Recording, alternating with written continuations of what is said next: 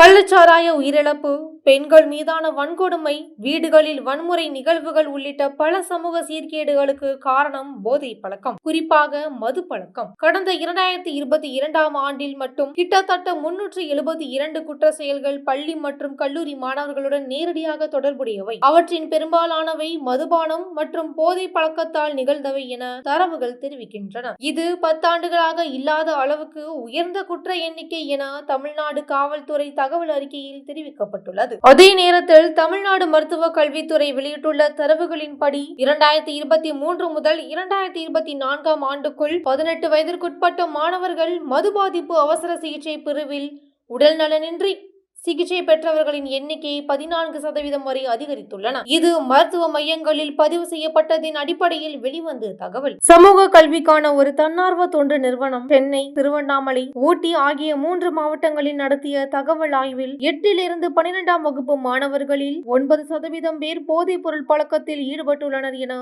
தெரிவித்துள்ளனர்.